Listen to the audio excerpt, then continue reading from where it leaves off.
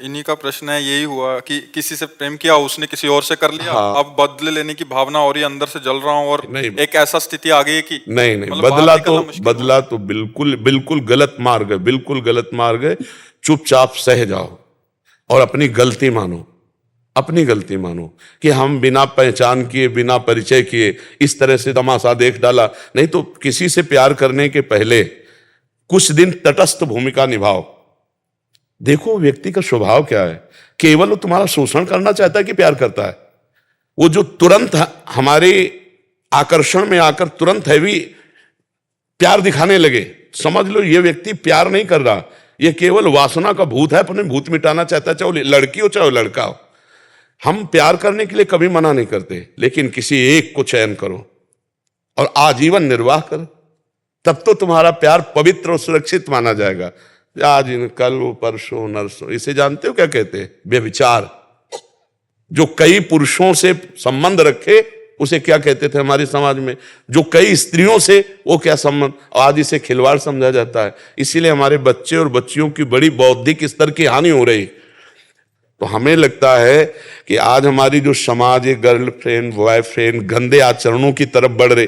Friend बनना कोई हम निषेध नहीं करते, दोस्त तो स्कूल में 50 होते हैं, नहीं होते, लेकिन दोस्त का मतलब व्यभिचार तो नहीं होता ना, दोस्त का मतलब गंदा आचरण तो नहीं होता ना। तो आप गंदा आचरण क्यों करते हो? दोस्त बनाओ, दोस्त तक रखो, और जब आपको इस कार्य में उतरना हो तो माता पिता को सम्मिलित करो और पाणी ग्रहण संस्कार करो, फिर जाओ गृहस्थी में आनंद लो। लेकिन अब ऐसा आधुनिकता चल गई है कि लिव इन रिलेशन चल गया है। वो पति वरण करेगी तो वो पति के साथ रह पाएगी, या ऐसा पुरुष पत्नी को अपने प्राण प्यारी मान पाएगा? तो अब जब ये नहीं होगा तो कलह अशांति और सब बढ़ता ही चला जाएगा। अब भोगों में सुख है नहीं। अब नए नए बच्चे जब भोगों में उतरते हैं तो सुखानुभूति होती नहीं है, तो फिर व्यसन करते हैं, ड्रग्स है, गांजा है, चिले, ये सब जीवन बर्बाद हो रहा है। तो आप लोग जैसे विज्ञजन हैं, संभालो हमारी नई पीढ़ी को।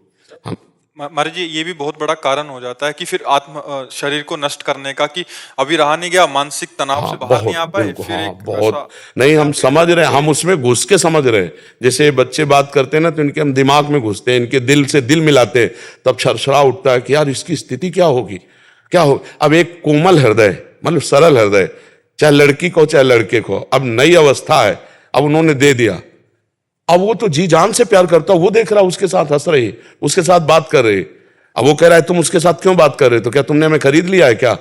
अब उसके जो हृदय में बीतती है, क्योंकि उसने आसक्ति कर लिया ना। आसक्ति का मतलब होता कर लिया, अब वापस होना मुश्किल है, जैसे दलदल में फंस गया, निकलना मुश्किल है। अब वो आसक्ति से पीड़ित है, तो नशा करे और नशे में अपने को व्यतीत करे तो फिर और परेशानी होती। बहुत सोच समझ के, बहुत सोच समझ, ये जीवन नष्ट होने वाला नहीं है, ये जीवन खत्म। दूसरा तीसरा, हमको जीवन का तार तोड़ना है, दुख और सुख के ऊपर उठना है, हमें महान बनना है यार। इसलिए नाम जप करो, और ये कभी नहीं, ये तो सोचना मत, बुरा स्वप्न मान के छोड़ दो, कभी सामने भी दिखाई दे तो मत, कभी नहीं, ऐसा कभी मत करना, नहीं जीवन बर्बाद हो जाएगा, जेल भोगोगे, नरक जाओगे, समझ रहे हो? ऐसे कोई ना कोई फिर तुम्हारे भाग्य के अनुसार मिल जाएगी। ब्याह करो, आनंद से रहो, समझ रहे हो? गलत कदम मत उठाना।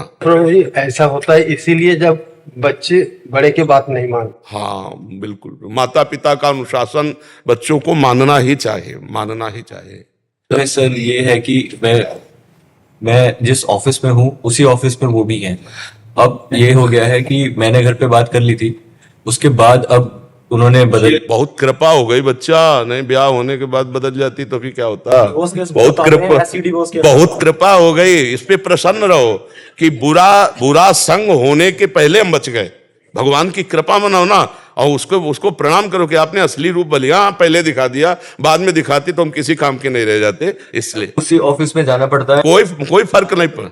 अरे कोई नहीं, बहादुर बन रे, बहादुर बन, तो दिखा कि मैं तेरे से अच्छा हूं, मुझे तेरी जरूरत नहीं। और जब दोस्त हंसे तो तुम भी हंस दो यार, पागलों के बीच में हंसने में क्या जाता है? क्या जाता है? और उसको बुरा थोड़ी माना जाता है। मस्त रहो, जिंदगी को आनंदमय बनाओ। भाई हम सबसे प्रार्थना करते हैं, हर परिस्थिति की काट है, परिस्थिति में मत डूबो, परिस्थिति को काट के आगे बढ़ो। ऐसी नहीं, ये कोई बेइज्जती है? उसकी मन है वो दूसरी जगह जा रही, कोई बात नहीं भाई, तुम्हारे अपना रूप दिखा दिया, हमारी कोई बात नहीं, हमारा भगवान देखेगा। कहीं ना कहीं ऐसा जोड़ लिखा होगा जो तुम्हें सुख देने वाला हो, ये आती तो दुख देती ना। आनंदित रहो, भगवान के भरोसे रहो और नाम जप करो, कभी कुछ गलत मत करना। उसको भी जब प्यार से देखो ना तो मन से प्रणाम करो कि अच्छा हुआ प्रभु ने आपका रूप दिखा दिया, नहीं तो पीछे मुझे बहुत धोखा होता। ऐसा किसी का हित, ये जैसे बच्चे सोचते हैं मेरी नहीं हुई तो किसी के नहीं होने देंगे, ऐसे लोग सोचते हैं ना, तो फिर वो क्या करते, वो जेल से थे, वो भी जेल में जाते, वो किसी के नहीं होते, अपना जीवन बर्बाद और माता पिता परिवार को दुख, और इसके बाद वह जेल भोग करके फिर नरक जाना होता है। इसलिए कभी ऐसा न, जैसे कुछ बच्चे ऐसे मूर्ख होते हैं कि वो ऐसे इधर उधर सब रूप का नाश करने के लिए, जैसे वो क्या कहते हैं उसको, हाँ, अरे कभी नहीं बच्चा, कभी नहीं। और एक चीज बताएं, सच्चा प्यार तुम अगर किए हो तो प्यार का स्वरूप जानते हो क्या होता है? अगर तुम्हें उससे सुख मिल रहा है तो मैं तुम्हें कभी नहीं देखूंगा, सुखी रहो, भगवान तुम्हें सुखी रखे, जाओ उधर, इसे प्यार कहते हैं। प्यार कहे होता है कि ठीक है मैं तुम्हारे योग्य नहीं हूं, अगर तुम्हें अच्छा कोई मिल गया है तो तुम सुखी रहो, आनंदित रहो, भगवान तुम्हारा मंगल करे, हमें तो भगवान के साथ ऐसे चला जाता है। तुमने उसे प्यार किया तो उसको आशीर्वाद दीजिए, जाओ जहां तुम्हें सुख, तुम अच्छा सोचो, उसको तो निगेटिव फल मिलेगा ही, जो निगेटिव चलता है उसको नकारात्मक फल मिलता है। तुम सकारात्मक, आज हमारे पास आए हो ना, तो तुम अपने प्यार को आशीर्वाद दो कि हमने तो तुम्हें प्यार किया, तुम भले प्यार ना करो, तुम्हारा मंगल हो, भगवान तुम्हें सुखी रखें। ये मार्ग है, ये अपना मार्ग है, ठीक है। शांत, अब तो बदला लेने की इच्छा लगे। हाँ।